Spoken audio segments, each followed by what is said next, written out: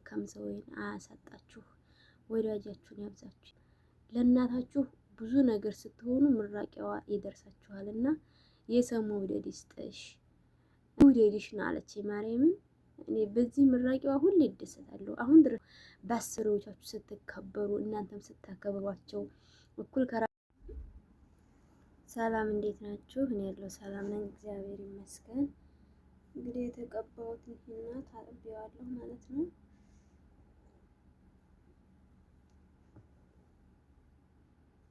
ይህንን ይመስላል።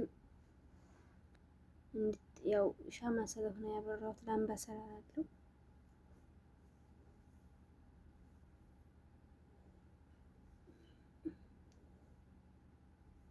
ያው ፀጉራችንን እና ከተቀባን በኋላ መታጠብ የሌለብን በምን ነው በሻምፖ መታጠብ የለብንም።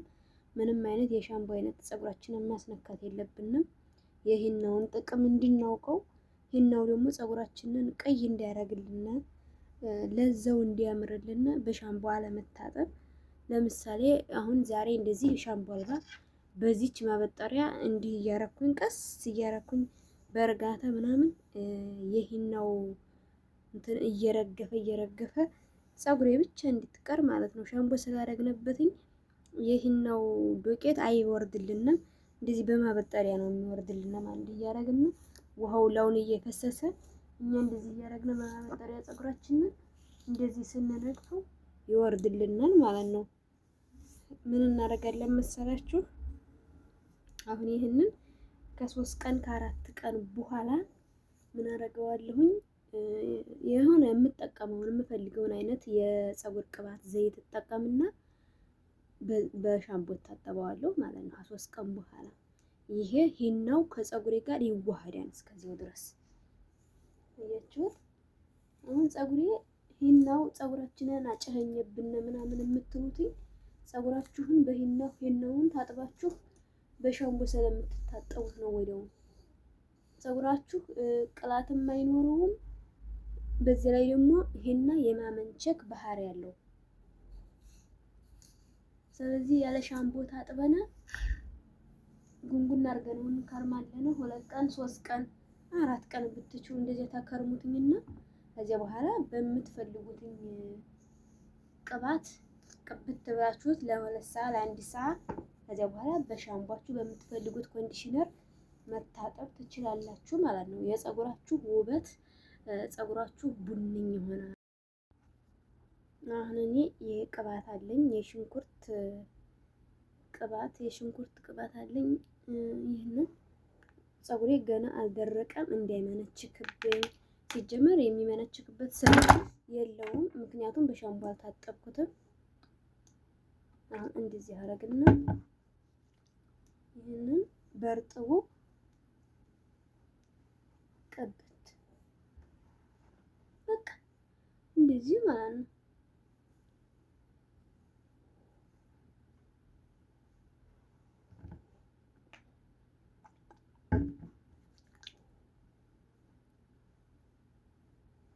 አንዳንድ እህቶቼ ግን ጤነኛ ናችሁ። ሁሌም ሀገራችን ስንሄድ ይበላሻል፣ እዚህ ምንም ማስለመድ የለብንም ምናምን የምትሉ እንዴ፣ እስከዚያው ድረስ ተንከባከቡ ያላችሁን ነገር። ሀገር ከገባን በኋላ ደግሞ እግዚአብሔር ያውቃል። የምር ሀገር ከገባን በኋላ ሲጀምር እንዲያረጉት ነው፣ ምንም ነገር እንዲያረጉት ነው። ኢትዮጵያ ሆነው በገጠር እየኖሩ እንኳን ስንት ቤተሰብ እያስተዳደሩ እንኳን ቆንጆ ሆነው ውብ ሆነው በቃ ፀጉራቸውን ተንከባክበው ፊታቸውን ተንከባክበው የሚኖሩ ቀንበጥ ሆኖ የሚኖሩ አታውቁም? ወጣቶች ልጅ ትፈራላችሁ። ሀገር ቤት ስሄድ እንዲህን አላገኝም ምናምን፣ ይሄ ሰበብ ነው። ይሄ ራሱን ላለመንከባከብ የሚመጣ የሚደረግ የስንፍና ሰበብ ነው የምለው እኔ። ቢሆንም እንኳን ሀገር ቤት እንዲህ እንኳን መሆን ባልችል መቼም ፋዝሊን አላጣም። ኢትዮጵያ ግን ራሴን የመጠበቅ ልምድ ካለኝ ከመጀመሪያው ቢያንስ ራሴን አልጥልም። ፀጉሬ ዝም ብሎ የወድሩዬ ፀጉር እንዲመስል አልፈልግም። ወይም ደግሞ ሴት ልጅ መለያዋ ፀጉሯ ነው። ሴት ልጅ ፀጉሯ ነው። በእውነት ፀጉርሽን ተንከባከቢ፣ ፀጉርሽን አሳምሪ፣ ራስሽን ጠብቂ።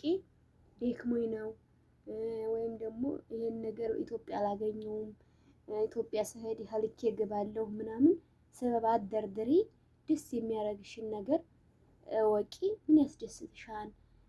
ምን በቃ ምን ብትቀቢ ይስማማብሻል? በምን ብትታጠቢ ይስማማብሻል? ራስሽን ወቂ። በቃ እንትን ፍላጎትሽን አትገድቢው። ሁሌም ኢትዮጵያ ስሄድ አላገኝም እያልሽ ሰበብ እየደረደርሽ ፍላጎትሽን መገደብ የለብሽም ማለት ነው።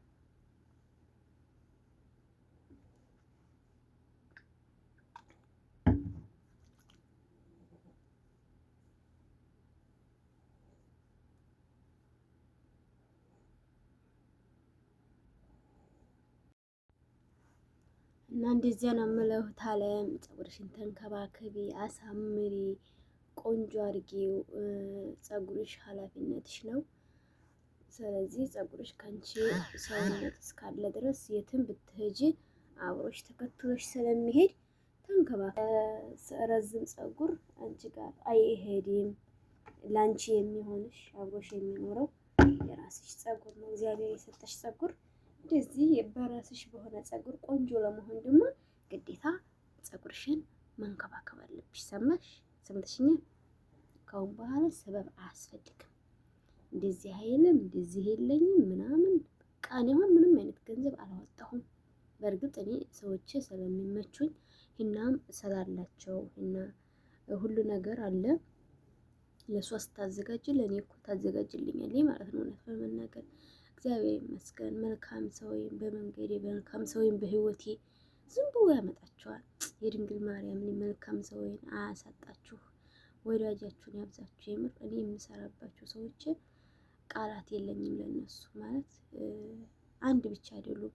ከሄድኩበት ብሄድ መልካም ይሆኑልኛል። እኔ እግዚአብሔር ይመስገን የተሻልኩ ሰው ሁኜ አይደለም ስለሚገባኝም አይደለም፣ ግን ለምንዱ ባላውቅም በቃ እናቴ በእኔ በጣም ትደሰታለች። ማለት አረኩ ምናምን እያሉኝ አይደለም። ለእናታችሁ ብዙ ነገር ስትሆኑ ምራቂያዋ ይደርሳችኋል እና የሰው መውደድ ይስጥሽ። በዙሪያሽ ያለው ሁሉ ይውደድሽ ነው አለች ማርያምን። እኔ በዚህ ምራቂዋ ሁሌ ይደሰታለሁ። አሁን ድረስ ትለኛለች እና የሰው መውደድ ይስጣችሁ። በተለይ በሰዎቻችሁ ስትወደዱ ምን አይነት ስሜት እንዳለው፣ በአሰሪዎቻችሁ ስትከበሩ፣ እናንተም ስታከብሯቸው እኩል ከራሳቸው ጋር ሲያስቡላችሁ፣ የምር ለነሱ የሚያረጉትን ለእናንተም ሲያረጉ በጣም ውስጣችሁ እየተደሰተ ነው የሚሄደውና ይሄን ለማለት ነው። አሁን ከሁለት ጎንጎኛው ለሽላለሁኝ። ያው አሁን ማታ ነው ልተኛ ስለሆነ ነው የታጠብኩትኝ።